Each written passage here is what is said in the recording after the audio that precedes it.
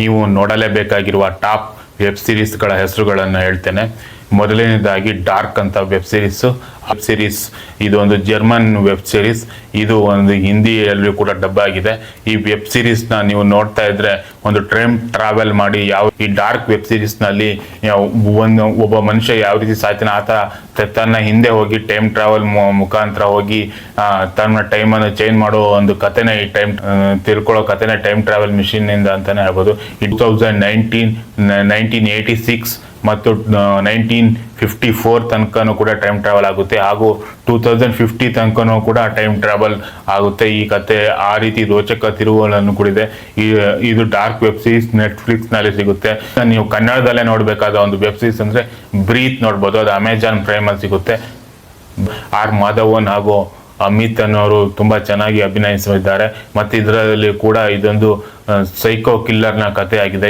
ಯಾವ ರೀತಿ ಅಂತ ಹೇಳಿದ್ರೆ ತನ್ನ ಮಗನಿಗೆ ಒಂದು ಚಿಕಿತ್ಸೆಗಾಗಿ ಯಾವ ರೀತಿ ಆರ್ಗನ್ ಅನ್ನು ಡೋನರ್ನಿಂದ ಪಡ್ಕೊಳ್ಳೋಕ್ಕೋಸ್ಕರ ಯಾವ ರೀತಿ ಹತ್ಯೆ ಮಾಡ್ತಾನೆ ಅನ್ನೋದೇ ಒಂದು ಸ್ಟೋರಿ ಈ ಬ್ರೀತ್ ಅನ್ನೋ ಸ್ಟೋರಿ. ಇದನ್ನು ನೀವು ಅಮೆಜಾನ್ ಪ್ರೈಮಲ್ಲಿ ನೋಡ್ಬೋದು. ಇದು ಉತ್ತಮವಾದ ಒಂದು ಥ್ರಿಲ್ ಅನ್ನು ಕೊಡುತ್ತೆ ಅಂತಾನೆ ಹೇಳ್ಬೋದು ಬ್ರೀತ್ ಅನ್ನೋ ಒಂದು ವೆಬ್ ಸೀರೀಸ್.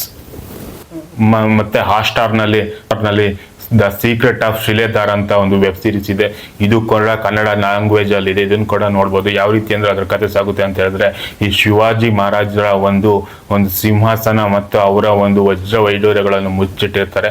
ಅದನ್ನು ಹುಡುಕೋದೆ ಈ ಒಂದು ಕಥೆ ಆಗಿದೆ. ಇದು ತುಂಬಾ ಚೆನ್ನಾಗಿ ಮೂಡಿ ಬಂದಿದೆ ಅಂತಾನೆ ಹೇಳ್ಬೋದು. ಆದ್ದರಿಂದ ದ ಸೀಕ್ರೆಟ್ ಆಫ್ ಶಿಲೇದಾರ್ ಕೂಡ ವೆಬ್ ಸೀರೀಸ್ ನೀವು ಕನ್ನಡದಲ್ಲೇ ನೋಡ್ಬೋದು. ಮನಿ ಹೀಸ್ಟ್ ನೋಡ್ಬೋದು. ಇದು ನೆಟ್ಫ್ಲಿಕ್ಸ್ ನಲ್ಲಿ ಇದೆ. ಇದು ಟಾಪ್ ವೆಬ್ ಸೀರೀಸ್ ಅಂತಾನೆ ಹೇಳ್ಬೋದು. ರಾಬ್ರಿ ತರ ಒಂದು ಸ್ಟೋರಿ ಅಂತಾನೆ ಹೇಳ್ಬೋದು. ಯಾವ ರೀತಿ ಅಂತ ಈಗ RBI ನೀವು ಹೋಗಿ ನೋಟ್ ಪ್ರಿಂಟ್ ಮಾಡ್ತಾರಲ್ಲ, ಅಲ್ಲಿ ಹೋಗಿ ಯಾವ ರೀತಿ ಒಂದು ದುಡ್ಡನ್ನು ದೋಚ್ತಾರೆ ಪ್ರಿಂಟ್ ಮಾಡಿ ಅನ್ನೋ ರೀತಿಯೇ ಸ್ಟೋರಿ ಈ ಮನಿ ಹೀಸ್ಟ್ ಅಂತ ಹೇಳ್ಬೋದು. ತುಂಬಾ ಚೆನ್ನಾಗಿದೆ. ಇದರಲ್ಲಿ ಎಲ್ಲ ಕ್ಯಾರೆಕ್ಟರ್ಗಳು ಕೂಡ ತಲೆಯಲ್ಲಿ ಉಳಿತಾವೆ ಅಂತಾನೆ ಹೇಳ್ಬೋದು. ಮನಿ ಹೀಸ್ಟ್ ಒಂದು ಉತ್ತಮವಾದ ಒಂದು ವೆಬ್ ಸೀರೀಸ್ ಅಂತಾನೆ ಹೇಳ್ಬೋದು. ನೆಟ್ಫ್ಲಿಕ್ಸ್ ನಲ್ಲಿ ಟಾಪ್ ವೆಬ್ ಸೀರೀಸ್ ಗಳ ಪಟ್ಟಿಯಲ್ಲಿ ಸ್ಕ್ವಿಡ್ ಗೇಮ್ ಅಂತ ಒಂದು ವೆಬ್ ಸೀರೀಸ್ ಇದೆ.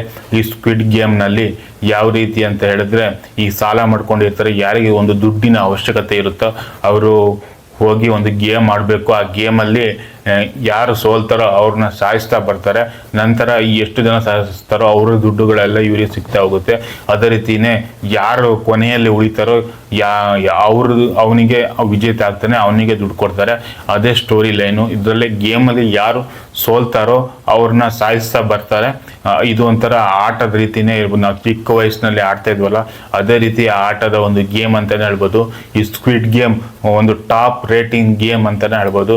ಕೊರಿಯನ್ ಡ್ರಾಮಾ ಅಂತಾನೆ ಹೇಳ್ಬೋದು. ಈ ಸ್ಕ್ವಿಡ್ ಗೇಮ್ನ ನೋಡ್ಬೋದು ನೀವು ವೆಬ್ ಸೀರೀಸ್ ಅಲ್ಲಿ. ಟಾಪ್ ವೆಬ್ ಸೀರೀಸ್ ಅಂತಾನೆ ಹೇಳ್ಬೋದು. ಇದು ಅಲೈಸ್ ಇನ್ ಬಾರ್ಡರ್ ಲ್ಯಾಂಡ್ ಅನ್ನೋ ಒಂದು ವೆಬ್ ಸೀರೀಸ್ ಇದೆ.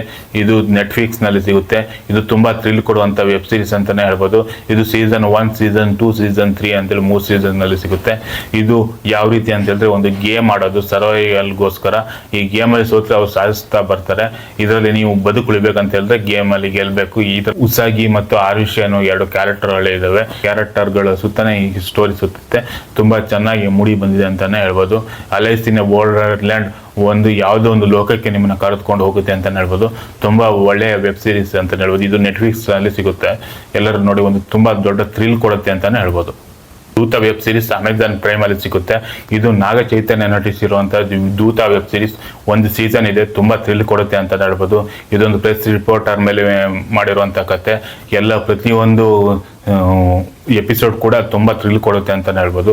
ಈ ದೂತ ವೆಬ್ ಸೀರೀಸ್ ಒಂದು ಟಾಪ್ ವೆಬ್ ಸೀರೀಸ್ ಅಂತಾನೆ ಹೇಳ್ಬೋದು. ಇದು ಕನ್ನಡ ಭಾಷೆಯಲ್ಲಿ ಕೂಡ ಇದೆ ದೂತ ವೆಬ್ ಸೀರೀಸ್. ಇದನ್ನು ನೀವು ಕನ್ನಡ ಭಾಷೆಯಲ್ಲಿ ಕೂಡ ದೂತ ವೆಬ್ ಸೀರೀಸ್ ನ ನೋಡ್ಬೋದು. ಮಿರ್ಜಾಪುರ್ ಅಂತ ಒಂದು ಸೀಸನ್ ಇದೆ. ಅದು ಅಮೆಜಾನ್ ಪ್ರೈಮ್ ಅಲ್ಲಿ ಸಿಗುತ್ತೆ. ಅದನ್ನು ಕೂಡ ನೋಡ್ಬೋದು. ಅದು ಸೀಸನ್ 1, ಸೀಸನ್ 2, ಸೀಸನ್ 3 ಇದೆ. ಸ್ವಲ್ಪ ಟಾಪ್ ವೆಬ್ ಸೀರೀಸ್ ಅಂತಾನೆ ಹೇಳ್ಬೋದು ಮಿರ್ಜಾಪುರ್. ಅದು ಕೂಡ ತುಂಬಾ ಥ್ರಿಲ್ ಕೊಡುತ್ತೆ ಅಂತಾನೆ ಹೇಳ್ಬೋದು. ಮಿರ್ಜಾಪುರ್ ಕೂಡ ನೋಡ್ಬೋದು. ಅದರಲ್ಲಿ ಪಂಕಜ್ ಅಡ್ವಾಣಿ ಅವರ ಅಭಿನಯ ಕೂಡ ತುಂಬಾ ಚೆನ್ನಾಗಿದೆ ಅಂತಾನೆ ಹೇಳ್ಬೋದು. ಇದೊಂದು ಕೂಡ ಬಿಹಾರ್ ಅಲ್ಲಿ ನಡೆಯುವ ಒಂದು ಗ್ಯಾಂಗ್ಸ್ಟರ್ ಗಳ ಕಥೆ ಅಂತಾನೆ ಹೇಳ್ಬೋದು. ಮಿರ್ಜಾಪುರ್ ತುಂಬಾ ಚೆನ್ನಾಗಿದೆ ಅಂತಾನೆ ಹೇಳ್ಬೋದು. ಇನ್ಸ್ಪೆಕ್ಟರ್ ರಿಷಿ ಅಂತ ಒಂದು ವೆಬ್ ಸೀರೀಸ್ ಇದೆ. ಇದು ಅಮೆಜಾನ್ ಪ್ರೈಮ್ ಅಲ್ಲಿ ಇದೆ. ಕನ್ನಡ ಭಾಷೆಯಲ್ಲಿ ಕೂಡ ಇದೆ ಅಂತಾನೆ ಹೇಳ್ಬೋದು. ಇದು ಒಂದು ವನರಚಿ ಅಂತ ಹೇಳಿ ಒಂದು ಕಾಡಿನ ಸುತ್ತ ನಡೆಯುವ ಒಂದು ಸ್ಟೋರಿ ಅಂತಾನೆ ಹೇಳ್ಬೋದು. ಒಂದು ಸಾಮೂಹಿಕ ಆತ್ಮಹತ್ಯೆಯಿಂದ ಈ ಸ್ಟೋರಿ ಶುರುವಾಗುತ್ತೆ ಅಂತಲೇ ಹೇಳ್ಬೋದು. ಇದರಲ್ಲಿ ಯಾರು ಒಂದು ಸರಣಿ ಕೊಲೆಗಳು ನಡೀತಾ ಹೋಗ್ತವೆ, ಈ ಸರಣಿ ಕೊಲೆಗಳನ್ನು ಮಾಡಿದ ಕೊಲೆಗಾರ ಯಾರು ಅನ್ನೋದನ್ನು ಕಂಡುಹಿಡಿಯೋಕ್ಕೆ ಒಬ್ಬರು ಬರ್ತಾರೆ, ಈ ಆಫೀಸರು. ಅವರಿಗೆ ಒಂದು ಕಣ್ಣು ಸ್ವಲ್ಪ ಪ್ರಾಬ್ಲಮ್ ಇರುತ್ತೆ. ಇದೇ ಸ್ಟೋರಿನೇ ಮುಂದುವರಿತಾನೆ ಹೋಗುತ್ತೆ. ಇದನ್ನು ಯಾರು ಕೊಲೆಗಾರ ಅನ್ನೋದು ಕೂಡ ನಿಮಗೆ ಲಾಸ್ಟ್ ಎಪಿಸೋಡ್ ತನಕ ಗೊತ್ತಾಗೋದಿಲ್ಲ. ಇದು ಒಂದು ಟ್ವಿಸ್ಟ್ಗಳನ್ನು ಕೂಡ ತುಂಬ ಚೆನ್ನಾಗಿ ಮಾಡಿದ್ದಾರೆ ಅಂತಲೇ ಹೇಳ್ಬೋದು. ಇನ್ಸ್ಪೆಕ್ಟರ್ ರಿಷಿ ನಿಮಗೆ ಒಂದು ಒಳ್ಳೆ ಥ್ರಿಲ್ ಕೊಡುತ್ತೆ ಅಂತಲೇ ಹೇಳ್ಬೋದು.